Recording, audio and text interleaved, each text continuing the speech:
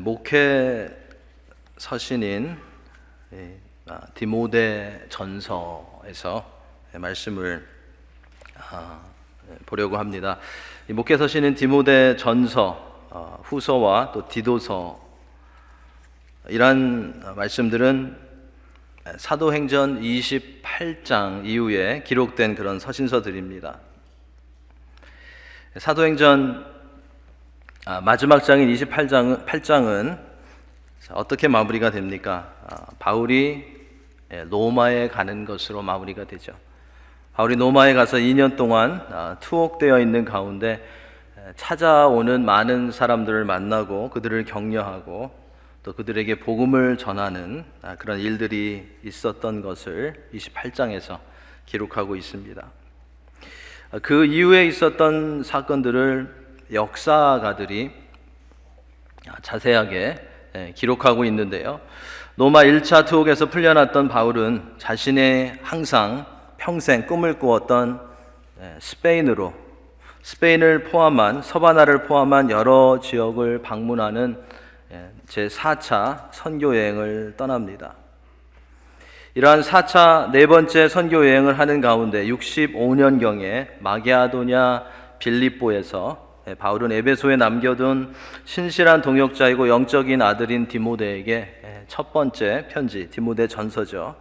첫 번째 편지를 보내게 됩니다. 그리고 67년경에 로마에 2차로 투옥이 되고 그때 디모데 후서를 기록한 후에 68년경에 순교한 것으로 그렇게 전해지고 있습니다. 그러니까 이 디모데 목회 서신인 디모데 전서, 디모데 후서, 디도서도 마찬가지고요. 이것은 바울 사도의 삶의 사역을 다 정리하는 그 시점에서 기록한 굉장히 깊이가 있는 또 중요한 티칭에 도움이 되는 그런 말씀인 것을 우리는 알 수 있습니다. 디모데전서는 믿음의 아들 디모데에게 개인적으로 보낸 서신이지만 목회의 구체적이고 실제적인 그런 문제들을 다루고 있습니다. 당시에 기독교 전통 교리에서 벗어난 이단들이 유행했던 에베소에서 어렵게 목회하고 있던 믿음의 아들 디모데를 격려하고 그에게 목회적인 그런 도움을 주기 위해서 디모데 전서를, 즉 목회 지침서를 바울은 기록해서 보내준 것입니다. 그래서 디모데 전서에는 하나님의 집인 교회의 사역과 또 교회의 건강에 대한 유익한 그런 부분들이 직접적으로 언급되고 있습니다. 바른 교훈과 바른 예배와 바른 지도자와 바른 일꾼과 바른 교회, 그리고 바른 경건에 대해서 중요한 그런 지침들을 주고 있습니다. 목회 서신이고 또 민감하고 오해할 수 있는 부분들이 많이 있어서 이 교회에서는 자주 다루지 않는 그런 말씀이지만 시간이 허락되는 대로 디모데 전서의 말씀들을 통해서 주님이 원하시는 교회, 또 주님이 원하시는 교회 리더십, 그리고 주님이 원하시는 일꾼, 그리고 주님이 원하시는 예배에 관한 그런 말씀을 앞으로 생각해 보려고 합니다. 바울은 오늘 본문을 시작하면서 제일 먼저 자신의 사도권을 밝힙니다. 자신이 누구인지를 밝힙니다. 우리 구주 하나님과 우리의 소망이신 그리스도 예수의 명령을 따라 그리스도 예수의 사도된 바울은 이라고 시작을 합니다. 우리 구주 하나님이라고 했죠. 우리가 보통 우리에게 익숙하지 않은 그런 표현입니다. 우리는 우리 구주 예수님, 근데 바울 사도는요, 우리 구주 하나님이라고 했습니다. 이렇게 한 것은 모든 만물을 창조하시고 보존하시고 예수님을 통해서 하나님의 백성을 구원하셨기 때문에 우리 구주 하나님이라고 바울은 시작하고 있습니다. 그리고 우리의 소망이신 그리스도 예수라는 표현은 인생의 소망은 오직 예수님께만 있다라는 그런 고백을 한 것입니다. 이렇게 구주 하나님의 명령, 그리고 이러한 소망이신 그리스도 예수의 명령으로 사도된 바울은 이것을 밝힌 것은 앞으로 전개될 그런 말씀이 하나님의 권위가 있는 그런 말씀이라는 것을 말해준 것입니다. 또한 이 말씀이 단지 개인적인 관계에서 그냥 디모데에게만 주는 개인적인 그런 말씀이 아니라 주님의 교회의 사역과 강건함에 대해서 주는 그런 교훈이라는 것을 말해주고 있는 것입니다. 바울 사도는 보통 그의 서신서에서 문안 인사를 하죠. 보통 어떻게 합니까? 바울 사도의 편지를 보면 보통 은혜와 평강이 함께 있을 때 은혜와 평강을 강조하는데요. 하나님의 무조건적인 사랑과 은혜죠. 하나님께서 예수 그리스도를 통해서 주시는 영적인 평강이 함께 있기를 원한다라는 표현을 자주 사용했습니다. 근데 오늘 본문을 보시기 바랍니다. 2절 말씀에 보면 한 가지가 더 들어가 있습니다. 긍휼이 들어가 있죠. 하나님의 은혜와 긍휼과 평강이 내게 있을지어다.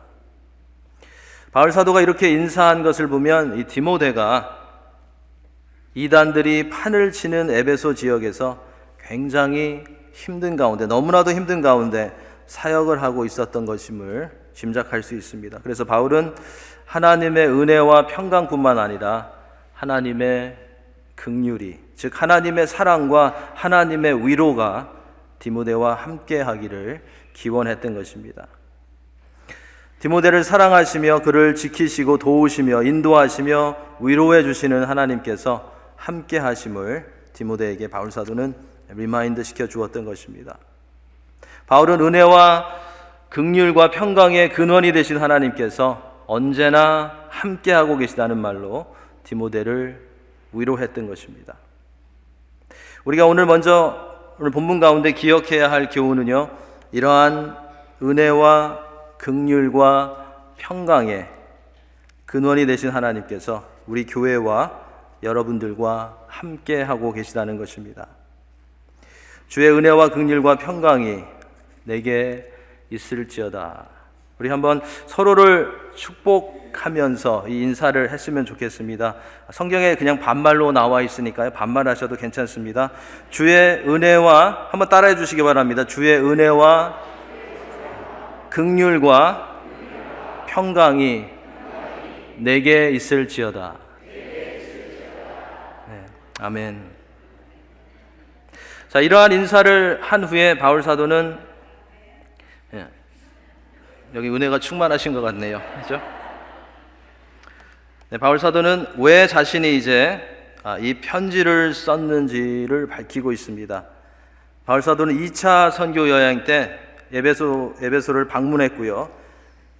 그리고 3차 선교 여행 때 그곳에서 여러 해를 머물면서 말씀을 가르쳤습니다. 특별히 두란노 성원에서 제자들을 따로 세워서 강론했습니다.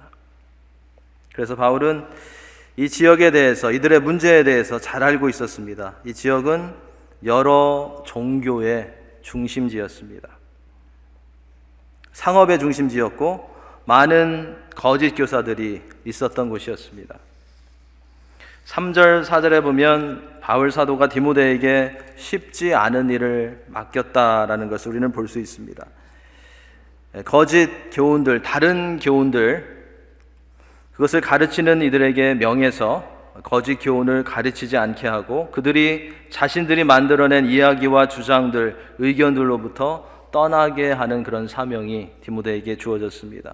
또한 이러한 이들로부터 성도들을 보호하는, 교회를 보호하는 그 책임이 디모데에게 주어졌습니다.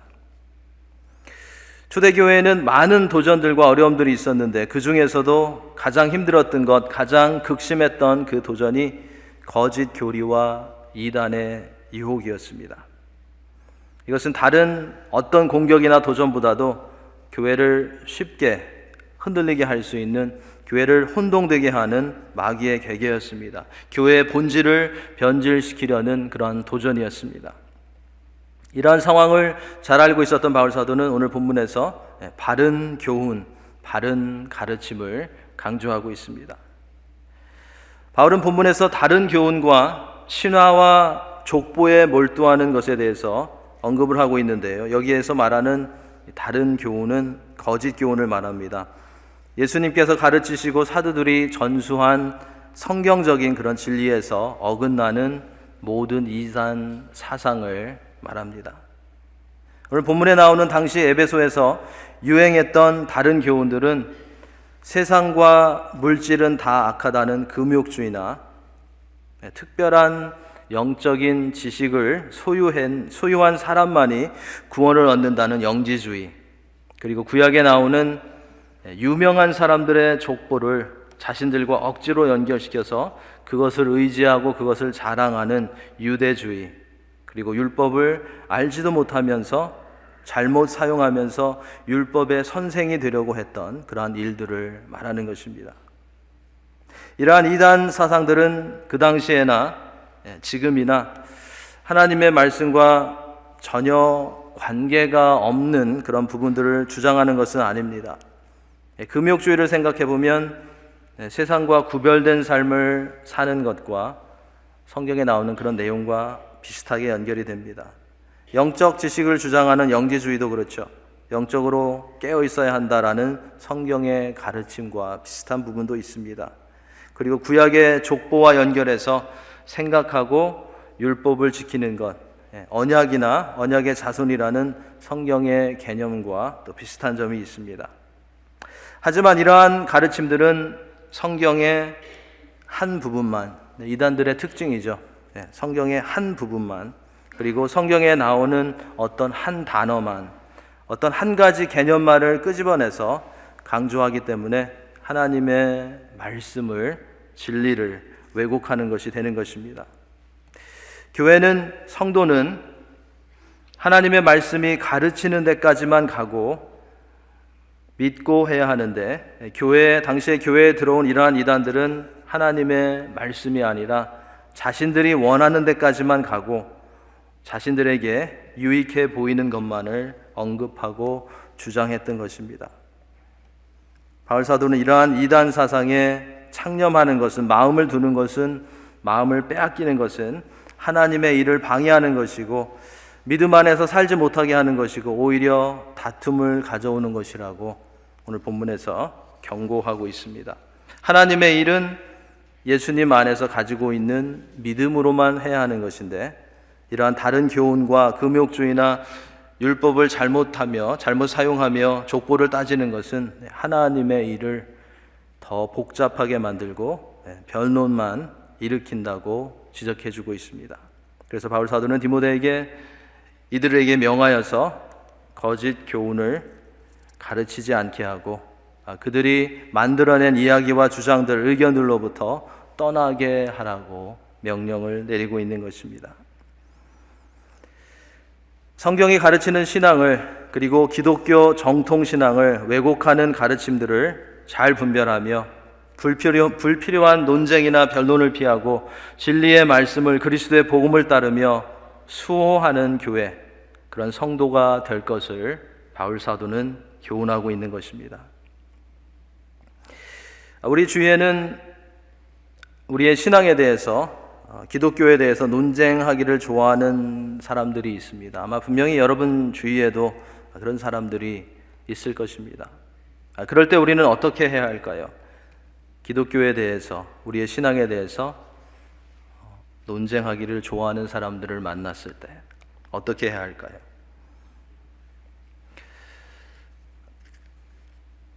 자, 그들이 하는 이야기를 들어보고요,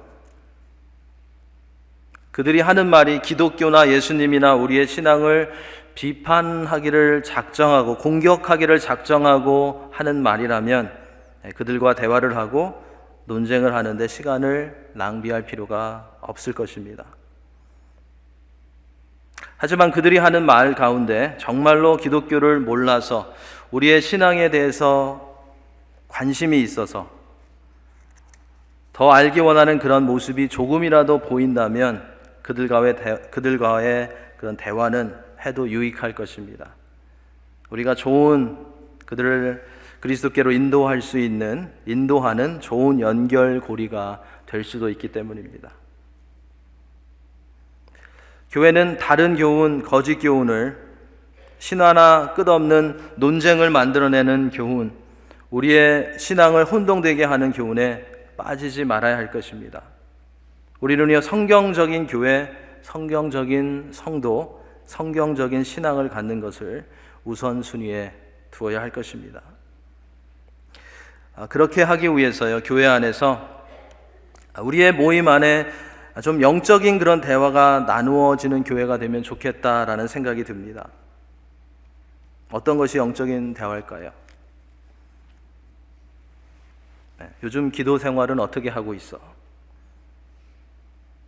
답답한 부분은 없는지, 말씀이 잘 들어오는지, 요즘 얼굴이 굉장히 어두워 보이는데 마음에 평안이 없는지, 신앙생활을 하는데 특별히 힘든 점은 없는지, 혹시 같이 기도해 주어야 하는 그런 기도 제목은 없는지, 이러한 대화들이 오갈 때 우리는 서로가 바른 신앙을 가지고 있는지, 혹시 이상한 유튜브에 요즘 빠져 있진 않은지, 이상한 가르침을 따라가고 있지는 않은지 확인할 수 있고요, 기도해 줄 수 있을 것입니다. 이러한 대화들이 어색하지 않게 오갈 수 있는 그런 모임, 그러한 믿음의 공동체가 되어야 할 것입니다. 이번 달에 모임들 가지실 때 회비 내세요 하시기 전에 이런 영적인 대화를 한번 시도해 보시면 어떨까라는 그런 생각이 듭니다. 힘드시겠지만, 어색하시겠지만 자꾸 하다 보면 신앙적으로 또 공동체적으로 유익함을 발견할 수 있을 것입니다. 바른 교훈에 대해서 강조한 바울은 11절에서 이 교훈은 내게 맡기신 바 복되신 하나님의 영광의 복음을 따름이니라 라고 했습니다. 바울은 여기서 죄인된 인간을 구원의 길로 이끄는 복음이 곧 하나님의 영광을 드러나는 것이기 때문에 자신이 지금 전하는 교훈들이 바로 이러한 복음의 근거에서 말하는 것임을 강조하고 있습니다. 이러한 복음에 굳게 서 있기 때문에 진리와 거짓 가르침을 바르게 분별할 수 있다는 것입니다. 디모데가 섬기는 에베소 교회에는, 에베소 지역에는 가짜가 많았습니다. 구약의 족보를 이야기하지만 하나님 예수님이 빠져 있는 가짜 신앙, 율법은 이야기하지만 행위로 구원받으려고 하는 가짜 구원, 경건한 모습, 거룩한 모습으로 살아가는 것처럼 보이지만 중심에는 하나님이 없는 가짜 경건. 요즘도 비슷합니다. 사람들이 많이 모이지만 참된 복음이 없는 가짜 교회. 예수님의 이름은 자주 사용하지만 성경적이지 않는 가짜 설교. 신앙에 대해서 토론은 많이 하지만 복음이 없는 가짜 모임 등등이 많이 있습니다.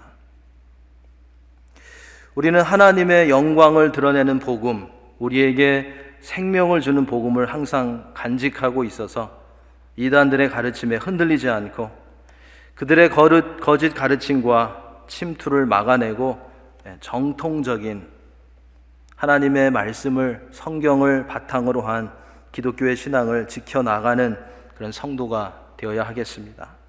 그것이 교회에게 주신, 우리에게 주신 사명인 것입니다. 자, 이러한 이단과 거짓 가르침과 변론하기 좋아하며 복음을 다른 것과 섞어버리려고 하는 이들로부터 교회를 보호하고 지켜야 한다고 명령한 바울 사도는 12절에서 이제 자신이 체험한 하나님의 은혜를 나눕니다.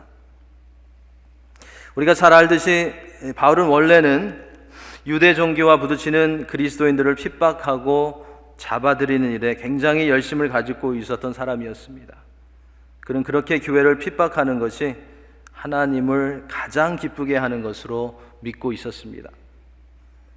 좋은 백그라운드와 지식과 열심이 있었지만 바울은 예수님에 대해서는, 복음에 대해서는 너무나도 무지한 가운데, 캄캄한 가운데 있었던 것입니다. 그래서 13절에서 내가 믿지 아니할 때 알지 못하고 몰랐기 때문에 비방자, 박해자, 폭행자로 행했다라고 바울 사도는 고백하고 있습니다.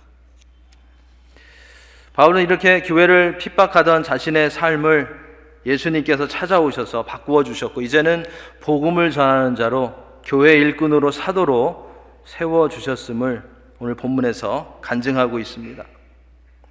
너무나도 무지하고 하나님의 일을 거역했던, 아무것도 없었던 그에게 믿음과 그리스도의 사랑으로 가득 채워주신 주의 은혜가 넘치도록 풍성했다라고 14절에서 고백하고 있습니다.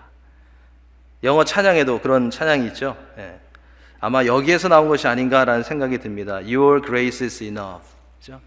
풍성한 주의 은혜, 넘치는 주의 은혜. 바울 사도의 고백이었습니다. 이러한 풍성한 주의 은혜를 표현하기 위해서 굉장히 중요한 말씀인데요. 12절에서 바울 사도는 두 가지 표현을 사용하고 있습니다. 나를 능하게 하셨다, 그리고 나를 충성되게 여기셨다. 나를 능하게 하셨다, 나를 충성되게 여기셨다. 나를 능하게 하셨다는 말은 자신의 모든 능력의 근원이 오직 그리스도께 있다라는 그런 고백입니다.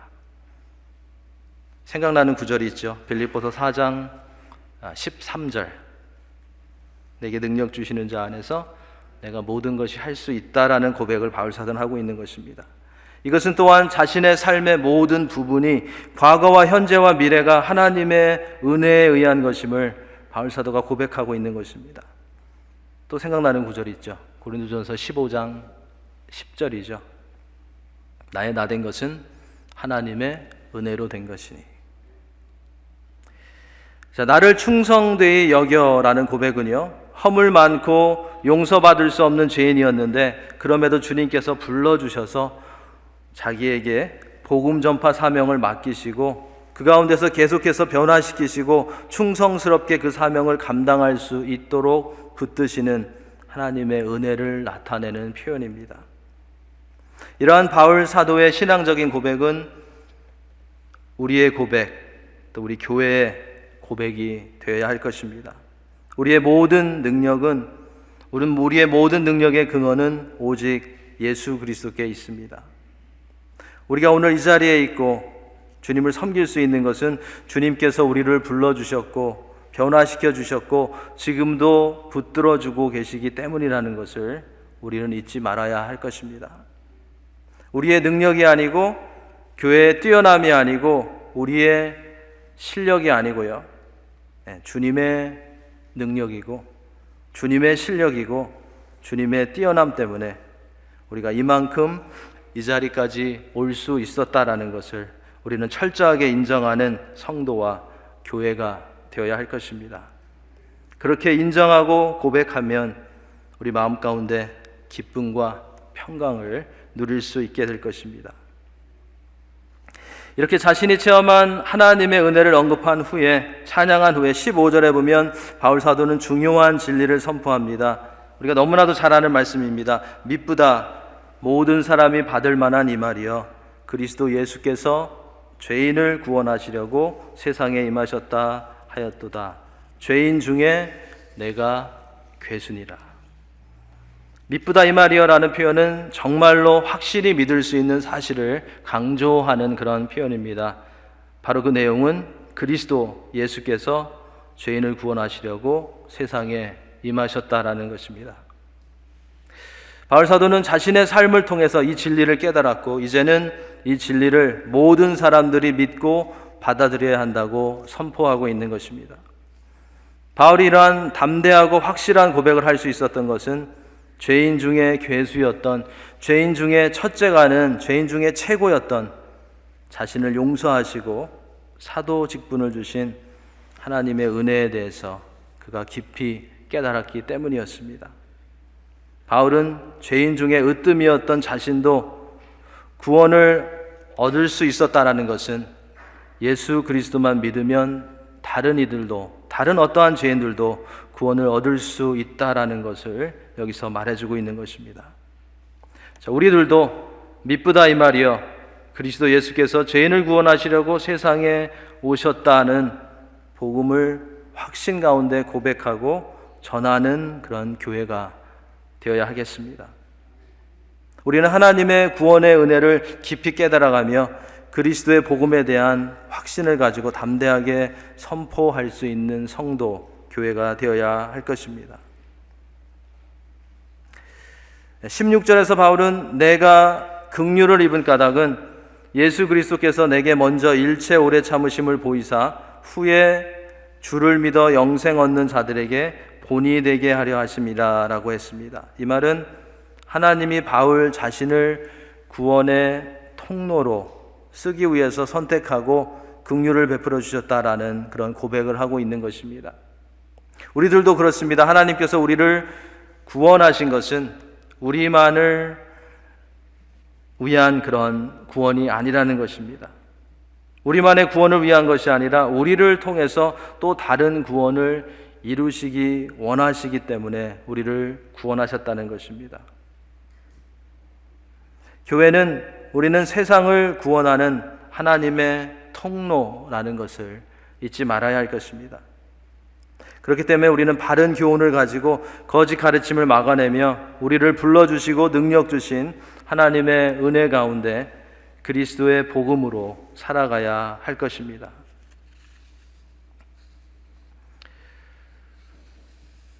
마지막 부분에서 바울 사도는 후메네오와 알렉산더라는 사람의 이름을 언급합니다. 좀 좋은 이유 때문에 성경에 언급되었으면 좋겠는데요. 이 두 사람은 좋지 않은 이유 때문에 성경에 이름이 언급됩니다. 이들은 당시의 거짓 교리로 사람들을 혼동시켰던, 양심을 저버리고 믿음이 파손된 자들을 대표하는 사람들이었습니다. 이들의 이름을 기록함으로 바울 사도는 다른 사람들에게 경고를 해주고 있는 것입니다. 이들을 사탄에게 내어주었다라고 했는데 이것은 징계를 말하는 것입니다. 회복을 위해서 징계하면서 그들을 출교시킨 것을 말하고 있습니다. 바울은 믿음을 포기한, 믿음과 선한 양심을 버린 이들의 악한 행위가 교회를 오염시키지 않게 하기 위해서, 그리고 자신들이 회개에 이르도록 하기 위해서 징계를 통해서 기회를 주었던 것입니다. 왜 바울이 이러한 사실을 디모데에게 보여주었을까요?